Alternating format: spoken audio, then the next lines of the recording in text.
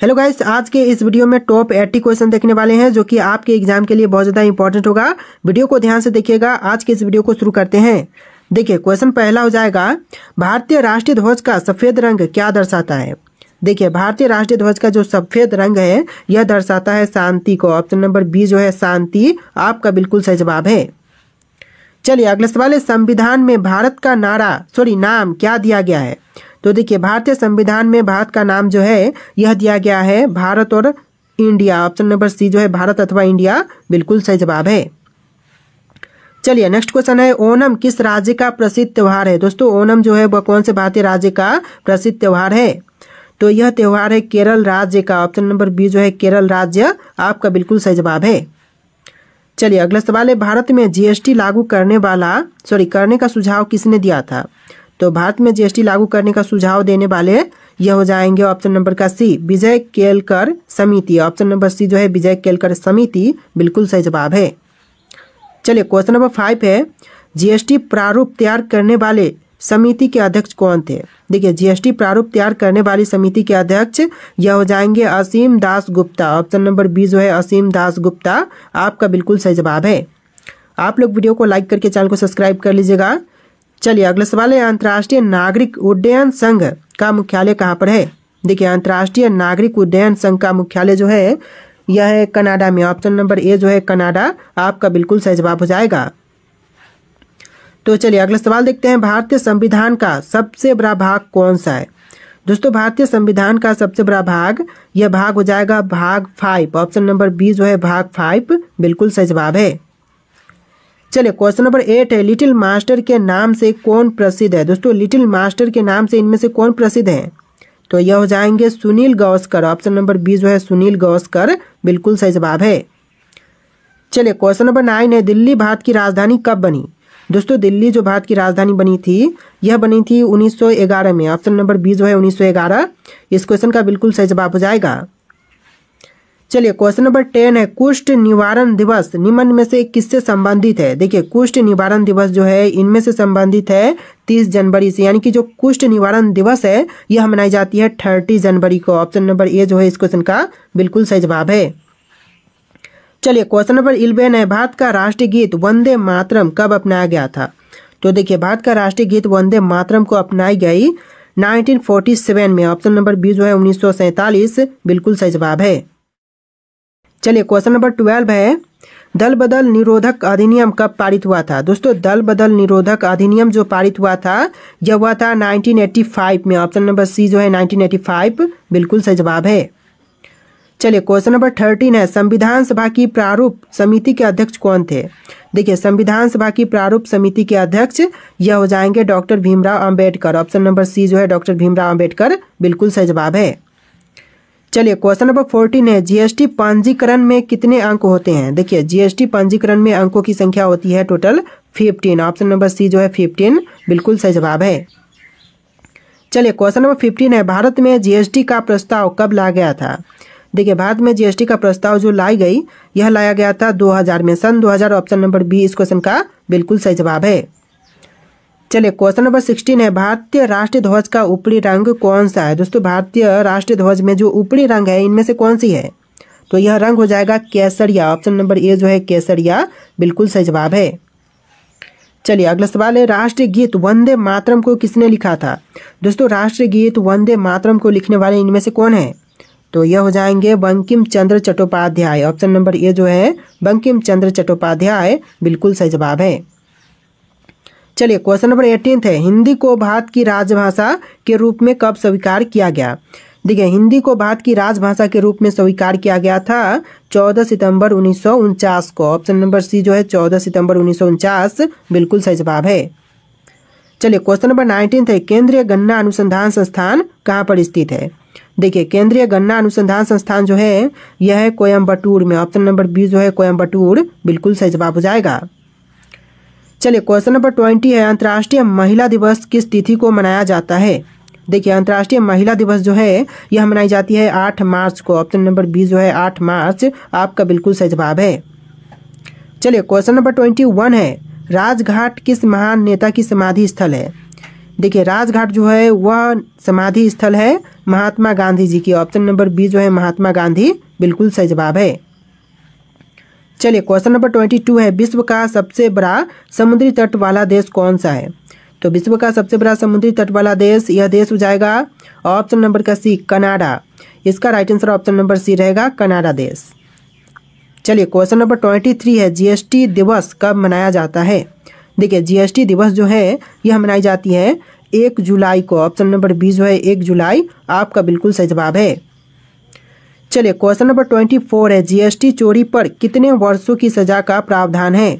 देखिए जीएसटी चोरी होने पर जो प्रावधान है, यानी कि आप अगर पकड़े जाते हैं जीएसटी चोरी करते हुए तो टोटल आपको 10 वर्ष 5 वर्ष की सजा का प्रावधान है। ऑप्शन नंबर बी इस क्वेश्चन का बिल्कुल सही जवाब है 5 ईयर। चलिए क्वेश्चन नंबर 25 है, सिंधी भाषा को संविधान की 8वीं अनुसूची में कब जोड़ा गया था?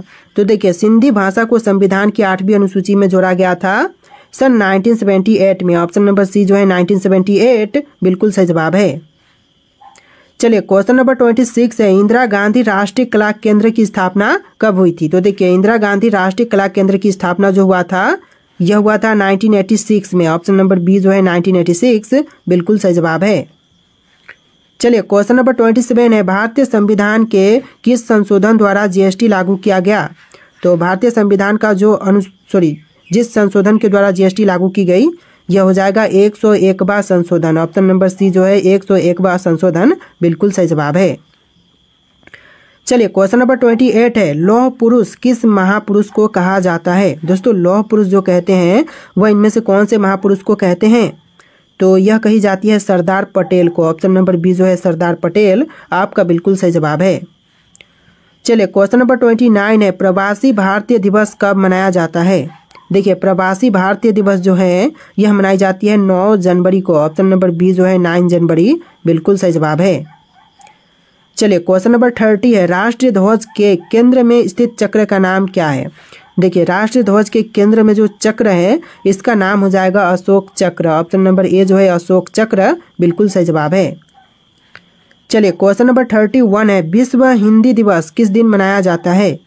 विश्व हिंदी दिवस जो है यह मनाई जाती है 10 जनवरी को। ऑप्शन नंबर ए जो है 10 जनवरी बिल्कुल सही जवाब है। चलिए क्वेश्चन नंबर 32 है, कोलकाता स्थित राष्ट्रीय पुस्तकालय की स्थापना कब हुई थी? तो कोलकाता स्थित राष्ट्रीय पुस्तकालय की स्थापना जो हुआ था यह हुआ था 1948 में। ऑप्शन नंबर बी 1948 आपका बिल्कुल सही जवाब है। चलिए क्वेश्चन नंबर 33 है, कर चोरी की पहचान करने वाला नियम क्या है? देखिए इनमें से कर चोरी की पहचान करने वाला नियम यह हो जाएगा GAAR। ऑप्शन नंबर सी जो है GAAR बिल्कुल सही जवाब है। चलिए क्वेश्चन नंबर 34 है, राष्ट्रीय धातु विज्ञान प्रयोगशाला किस स्थान पर है? देखिए राष्ट्रीय धातु विज्ञान प्रयोगशाला जो है यह है जमशेदपुर में। ऑप्शन नंबर बी जो है जमशेदपुर आपका बिल्कुल सही जवाब है। तो देखिए आपका अगला सवाल है क्वेश्चन नंबर 35, सौर मंडल का कौन सा ग्रह सबसे अधिक चंद्रमाओं से संपन्न है? देखिए सौर मंडल का वह ग्रह जो कि सबसे अधिक चंद्रमाओं से संपन्न है यह हो जाएगा बृहस्पति। ऑप्शन नंबर ए जो है बृहस्पति बिल्कुल सही जवाब है। चलिए क्वेश्चन नंबर 36 है, रमन अनुसंधान संस्थान कहाँ पर स्थित है? दोस्तों रमन अनुसंधान संस्थान जो है यह कहाँ पर है? चेन्नई में, नई दिल्ली में, बेंगलुरु में या फिर पुणे में? तो यह हो जाएगा आपका बेंगलुरु में। ऑप्शन नंबर सी जो है बेंगलुरु बिल्कुल सही जवाब है। चलिए क्वेश्चन नंबर 37 है, वर्तमान में 8वीं अनुसूची में कितनी भाषाएं हैं? देखिए वर्तमान समय में भारतीय संविधान के 8वीं अनुसूची में टोटल भाषाओं की संख्या है 22। ऑप्शन नंबर सी जो है 22 बिल्कुल सही जवाब है। चलिए क्वेश्चन नंबर 38 है, वर्तमान में भारतीय संविधान में कितने भाग हैं? देखिए वर्तमान समय में भारतीय संविधान में टोटल भाग की संख्या है 25। ऑप्शन नंबर सी भारतीय संविधान में टोटल 25 भाग हैं वर्तमान समय में। चलिए क्वेश्चन नंबर 39 है, वर्तमान में भारतीय संविधान में कितनी अनुसूचियां हैं? देखिए वर्तमान समय में भारतीय संविधान में अनुसूचियों की संख्या है 12। ऑप्शन नंबर बी जो है आपका 12 बिल्कुल सही जवाब है। चलिए क्वेश्चन नंबर 40 है, विश्व में सबसे पहले किस देश ने जीएसटी लागू किया था? तो विश्व में सबसे पहले जीएसटी लागू करने वाला देश यह देश हो जाएगा ऑप्शन नंबर का सी फ्रांस। आपका right answer option number C रहेगा फ्रांस। चलिए क्वेश्चन नंबर 41 है, भारत का राष्ट्रीय पक्षी कौन सा है? दोस्तों इनमें से भारत की राष्ट्रीय पक्षी कौन सी पक्षी है? तो यह पक्षी हो जाएगा मोर। ऑप्शन नंबर ए जो है मोर आपका बिल्कुल सही जवाब है। तो देखिए आपका अगला सवाल है, भारत की भौगोलिक आकृति किस प्रकार की है। दोस्तों भारत की जो भौगोलिक आकृति है यह है चतुष्कोणीय। ऑप्शन नंबर सी जो है चतुष्कोणीय बिल्कुल सही जवाब है। चलिए अगला सवाल है, बेकिंग सोडा का रासायनिक नाम क्या है। देखिए बेकिंग सोडा का जो रासायनिक नाम है यह हो जाएगा sodium bicarbonate. Option number B जो है सोडियम बाइकार्बोनेट बिल्कुल सही जवाब है। चलिए अगला सवाल है, हवा महल कहाँ पर स्थित है। दोस्तों हवा महल जो है वह कहाँ पर है, तो यह है जयपुर शहर में। ऑप्शन नंबर सी जयपुर आपका बिल्कुल सही जवाब है। चलिए क्वेश्चन नंबर 45 है, सौर मंडल का कौन सा ग्रह दीप नीला रंग का दिखाई देता है। तो दीप नीला रंग यह ग्रह हो जाएगा ऑप्शन नंबर का C Neptune. Option number C Neptune आपका बिल्कुल सही जवाब है। चलिए अगला सवाल है, रामकृष्ण मिशन की स्थापना किसने की। दोस्तों रामकृष्ण मिशन की स्थापना करने वाले इनमें से हो जाएंगे ऑप्शन नंबर का सी स्वामी विवेकानंद। ऑप्शन नंबर सी आपका बिल्कुल सही जवाब है। चलिए अगला सवाल है, संगीत नाटक एकेडमी की स्थापना कब हुई थी। संगीत नाटक एकेडमी की स्थापना जो हुआ था यह हुआ था 1953 में। ऑप्शन नंबर बी जो है 1953 आपका बिल्कुल सही जवाब है। आप लोग वीडियो को लाइक करके चैनल को सब्सक्राइब कर लीजिएगा। तो चलिए अगला सवाल है, भारत की प्रथम महिला मुख्यमंत्री कौन थी। देखिए भारत की जो पहली महिला मुख्यमंत्री थी यह थी Sucheta Kripalani. Option number C जो है सुचेता कृपलानी बिल्कुल सही जवाब है। तो देखिए आपका अगला सवाल है, बांग्लादेश का राष्ट्रीय फल कौन सा है। दोस्तों इनमें से बांग्लादेश का राष्ट्रीय फल यह हो जाएगा कटहल। ऑप्शन नंबर डी जो है कटहल आपका बिल्कुल सही जवाब है। चलिए अगला सवाल है, ध्यानचंद की 4 हॉकी स्टिक वाली मूर्ति किस शहर में है। देखिए ध्यानचंद की 4 हॉकी स्टिक वाली मूर्ति जो है यह है वियना में। ऑप्शन नंबर बी वियना बिल्कुल सही जवाब है। चलिए अगला सवाल है, केंद्रीय औषधि अनुसंधान संस्थान किस शहर में है। देखिए केंद्रीय औषधि अनुसंधान संस्थान जो है यह है लखनऊ में। ऑप्शन नंबर ए जो है लखनऊ आपका बिल्कुल सही जवाब है। चलिए अगला सवाल है, भारतीय पेट्रोलियम संस्थान कहाँ पर स्थित है। दोस्तों भारतीय पेट्रोलियम संस्थान यह हो जाएगा आपका ऑप्शन नंबर का ए देहरादून में है। आपका आंसर जो है ऑप्शन नंबर ए रहेगा देहरादून। चलिए क्वेश्चन नंबर 54 है, गुब्बारों और वायुयान के टायरों में कौन सी गैस भरी जाती है। तो यह गैस हो जाएगा आपका option number C helium gas. Option number C बिल्कुल सही जवाब है। चलिए अगला सवाल है, बादलों की दिशा एवं गति मापने वाला यंत्र क्या कहलाता है। तो बादलों की दिशा एवं गति मापने वाला यंत्र को कहते हैं नीफोस्कोप। ऑप्शन नंबर बी जो है नीफोस्कोप बिल्कुल सही जवाब है। चलिए अगला सवाल है, भारत की प्रथम महिला शासिका कौन थी। तो भारत की जो पहली महिला शासिका थी यह हो जाएंगी Razia Sultan. Option number A जो है रजिया सुल्तान बिल्कुल सही जवाब है। चलिए अगला सवाल है, आधे अधूरे पुस्तक किस लेखक की हैं। तो देखिए आधे अधूरे पुस्तक जो है इसके लेखक है Mohan Rakesh. Option number B जो है मोहन राकेश बिल्कुल सही जवाब है। चलिए नेक्स्ट क्वेश्चन है, कटास राज मंदिर परिसर किस देश में स्थित है। देखिए कटास राज मंदिर परिसर जो है यह है पाकिस्तान देश में। ऑप्शन नंबर ए जो है पाकिस्तान बिल्कुल सही जवाब है। चलिए अगला सवाल है, सबसे बड़ा फील्ड हॉकी स्टेडियम किस देश में है। तो सबसे बड़ा फील्ड हॉकी स्टेडियम जो है यह है पाकिस्तान में। ऑप्शन नंबर बी जो है पाकिस्तान आपका बिल्कुल सही जवाब है। चलिए अगला सवाल देखते हैं, यूपीएससी की प्रथम महिला अध्यक्ष कौन थी। यूपीएससी की प्रथम महिला अध्यक्ष यह हो जाएंगी ऑप्शन नंबर का सी रोज मिलियन वैच्यू। ऑप्शन नंबर सी रोज मिलियन वैच्यू बिल्कुल सही जवाब है। चलिए क्वेश्चन नंबर 61 है, केंद्रीय चमड़ा अनुसंधान संस्थान कहाँ पर स्थित है। केंद्रीय चमड़ा अनुसंधान संस्थान जो है यह है चेन्नई में। ऑप्शन नंबर सी चेन्नई आपका बिल्कुल सही जवाब है। चलिए क्वेश्चन नंबर 62 है, ग्रामीण बैंक के संस्थापक कौन है। दोस्तों ग्रामीण बैंक के संस्थापक इनमें से कौन है। तो यह हो जाएंगे prof Mohammad Yunus. Option number D इस क्वेश्चन का बिल्कुल सही जवाब है। चलिए अगला सवाल है, श्रीलंका का सबसे बड़ा शहर कौन सा है। दोस्तों श्रीलंका की सबसे बड़ी शहर यह शहर हो जाएगा ऑप्शन नंबर का बी कोलंबो। आपका right answer option number B रहेगा कोलंबो, जो कि सबसे बड़ा शहर है श्रीलंका का। चलिए अगला सवाल है, भूटान की आधिकारिक भाषा कौन सी है। दोस्तों भूटान की जो आधिकारिक भाषा है यह भाषा हो जाएगा ऑप्शन नंबर का B Dzongkha. Option number B इस क्वेश्चन का बिल्कुल सही जवाब है। देखिए क्वेश्चन नंबर 65 है, संविधान सभा की अंतिम बैठक कब हुई थी। दोस्तों संविधान सभा की जो अंतिम बैठक हुआ था यह हुआ था 24 जनवरी 1950 को। ऑप्शन नंबर ए जो है 24 जनवरी 1950 आपका बिल्कुल सही जवाब है। देखिए आपका अगला सवाल है, संविधान दिवस या विधि दिवस कब मनाया जाता है? दोस्तों संविधान दिवस या फिर विधि दिवस किस दिन मनाई जाती है? तो यह मनाई जाती है 26 नवंबर को। ऑप्शन नंबर डी जो है 26 नवंबर बिल्कुल सही जवाब है। चलिए अगला सवाल है, भारत में जन शताब्दी ट्रेन की शुरुआत कब हुई थी? तो भारत में जन शताब्दी ट्रेन की शुरुआत जो हुआ था यह हुआ था 2002 में। ऑप्शन नंबर सी जो है 2002 आपका बिल्कुल सही जवाब है। चलिए अगला सवाल है, वर्तमान में भारतीय रेलवे में कुल कितने जोन हैं? देखिए वर्तमान भारतीय रेलवे में जोन की संख्या है total 18th। Option number B जो है 18th बिल्कुल सही जवाब है। चलिए क्वेश्चन नंबर 69 है, भारतीय संविधान के निर्माण में कुल कितना समय लगा था? तो भारतीय संविधान के निर्माण में कुल समय लगा था 2 साल 11 महीने और 18 दिन का। ऑप्शन नंबर बी इस क्वेश्चन का बिल्कुल सही जवाब है। चलिए अगला सवाल है, पृथ्वी प्रति मिनट लगभग कितनी दूरी तय करती है? देखिए पृथ्वी जो है वह प्रति मिनट टोटल 49 किलोमीटर की दूरी तय करती है। ऑप्शन नंबर बी इस क्वेश्चन का बिल्कुल सही जवाब है। चलिए अगला सवाल है, सौर मंडल का जन्मदाता किसे कहा जाता है? दोस्तों सौर मंडल का जन्मदाता यह कहते हैं सूर्य को। ऑप्शन नंबर बी इस क्वेश्चन का बिल्कुल सही जवाब है, सूर्य।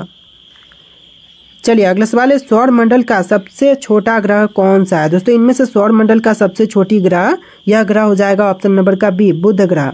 यानी right answer option number B रहेगा, बुध। चलिए अगला सवाल है, भारत आने वाला पहला अंग्रेज कौन था? दोस्तों भारत आने वाला जो पहला अंग्रेज था यह अंग्रेज हो जाएगा captain Hawkins. Option number B captain Hawkins बिल्कुल सही जवाब है। चलिए अगला सवाल है, हिडकल बांध किस नदी पर स्थित है? दोस्तों हिडकल बांध जो है यह है घटप्रभा नदी पर। ऑप्शन नंबर ए जो है घटप्रभा नदी बिल्कुल सही जवाब है। चलिए अगला सवाल है, नक्शा बनाने वाला पहला देश कौन सा था? देखिए नक्शा बनाने वाला विश्व का पहला देश यह देश हो जाएगा सुमेरिया। ऑप्शन नंबर बी जो है सुमेरिया आपका बिल्कुल सही जवाब है। चलिए अगला सवाल है, कान्हा राष्ट्रीय उद्यान किस राज्य में स्थित है? देखिए कान्हा राष्ट्रीय उद्यान जो है यह है मध्य प्रदेश में। ऑप्शन नंबर ए जो है मध्य प्रदेश बिल्कुल सही जवाब है। देखिए आपका अगला सवाल है, भारत का पहला मोबाइल एटीएम किस बैंक ने शुरू किया? दोस्तों भारत का पहला मोबाइल एटीएम शुरू करने वाला बैंक यह बैंक हो जाएगा ऑप्शन नंबर का C, ICICI bank. Option number C जो है ICICI बैंक बिल्कुल सही जवाब है।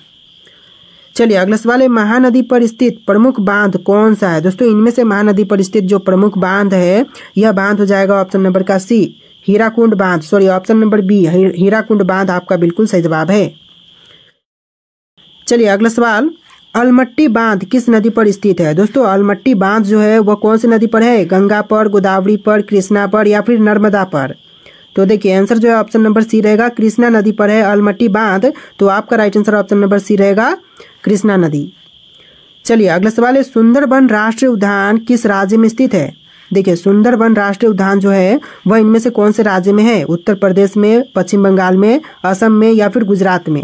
देखिए वीडियो का लास्ट क्वेश्चन है, क्वेश्चन नंबर 80 है। इसका राइट आंसर आप लोग कमेंट कीजिएगा। और आज के इस वीडियो में टोटल 80 क्वेश्चन थे। आपको वीडियो कैसा लगा है कमेंट कीजिएगा और इस वीडियो को लाइक करके चैनल को सब्सक्राइब कीजिएगा। चलिए फिर मिलते हैं एक नए वीडियो में।